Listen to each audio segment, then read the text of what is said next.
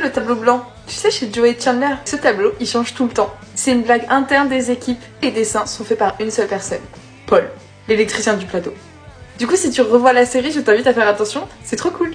Durant la saison 6, je sais pas si t'as fait attention, mais il y a un truc qui change. C'est pendant le générique. Courtney Cox, elle devient Courtney Cox Arquette. Et oui, elle s'est mariée à David Arquette, son partenaire dans Scream. Du coup, toute l'équipe a rajouté Arquette dans son nom, dans le générique. Et je trouve ça trop mignon. D'ailleurs, en parlant de Monica, est-ce que tu savais que de base, son couple avec Chandler, c'était juste un coup d'un soir, à Londres, basta. Et le public a tellement kiffé ce couple que les scénaristes étaient clairement obligés de le rajouter. Et en vrai, ils étaient plutôt pour, hein. D'ailleurs, petit fun fact, mais Monica a failli être interprétée par quelqu'un d'autre, quelqu'un qu'on a déjà vu dans Friends. C'est Léa Remini. Alors peut-être que son nom te dit rien, mais je sais pas si tu te souviens, Joey l'aide à accoucher à l'hôpital. Et si on a eu Bruce Willis dans Friends, on peut te remercier à Matthew Perry. Les deux étaient à la tête d'un film au cinéma, Mon voisin le tueur. Et les deux étaient pas du tout d'accord sur la recette qu'allait rapporter ce film. Pour Bruce Willis, ce film allait être un flop. Pour Matthew Perry, au contraire, ça allait fonctionner. Du coup, ils ont parié d'apparition dans Friends. Au final, Rachel peut le remercier parce que grâce à elle, elle a eu un nouveau copain. D'ailleurs, est-ce que tu savais que le père de Matthew Perry est dans Friends? Oui, tu te souviens du père de Joshua, le copain de Rachel? C'est le père de Matthew Perry. On peut voir des petits sourires malicieux là.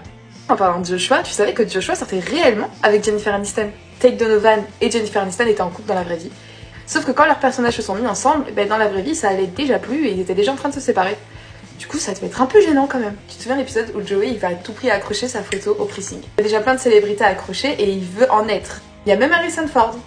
Le gars du pressing lui dit que non, son film fait trop passer les Russes pour les méchants. Du coup, Joey fait le parallèle avec le film d'Harrison Ford, Air Force One. Et il lui dit que les Russes sont aussi méchants dans ce film. Le gars du pressing répond que non, il l'a pas vu.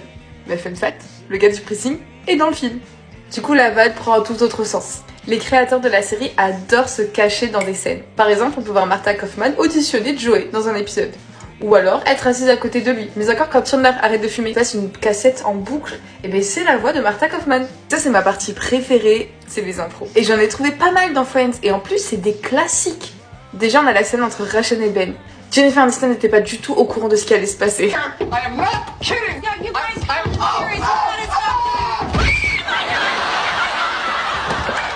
Le mythique de Ross. I'm fine. Totally fine. I don't know why it's coming out all loud and squeaky, because really, I'm fine. Improvisé, la phrase iconique de Joey. Joey doesn't share food.